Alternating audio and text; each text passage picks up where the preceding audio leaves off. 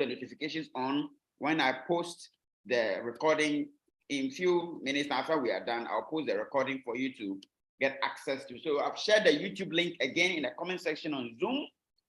Click on it, just 3 seconds, click on it, put the notification button on subscribe, and you have access to all of it. Somebody is asking, are there any physiological reasons behind or that explains pain during sex in women? Yeah, so there are a lot of factors that account for that. The first one is a woman who is not ready to have sex. It's not prepped enough, it's not wet enough, and so the person would be dry and cause pain during sex. The other thing too is if the woman is having a very small vagina and the penis is very big, it can fill up the entire space of the vagina and cause compression on the nerve and cause pain. Another thing too is what we call vaginismus.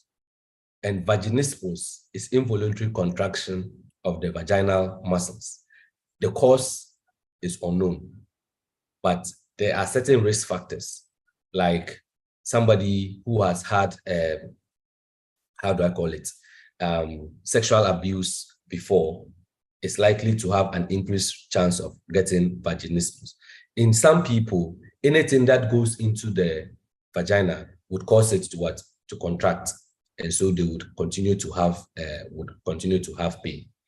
Then again, we have dyspareunia, and dyspareunia can be functional or it can be organic.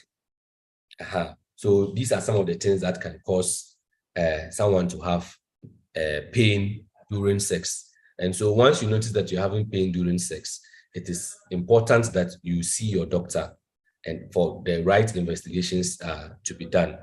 If it is done and we notice that it is not anything organic, then that is when you see some of us, because it is psychological and you would need help in that particular regard. All right, so somebody is asking, some men report of delayed ejaculation and some don't even ejaculate at all. Are there causes? Yeah, so there are causes of delayed ejaculation in men. Some people just even do not have the sperms at all to release it, and we call that dry ejaculation. So they notice that they are continuing to have the sex, but then they cannot even release at all. The psychological bit which I would want to hit on, because that is my area, is the fact that a man who is not interested in the partner that he's having the sex with may likely have a delayed ejaculation, because the brain and the mind is not even ready for it. And erection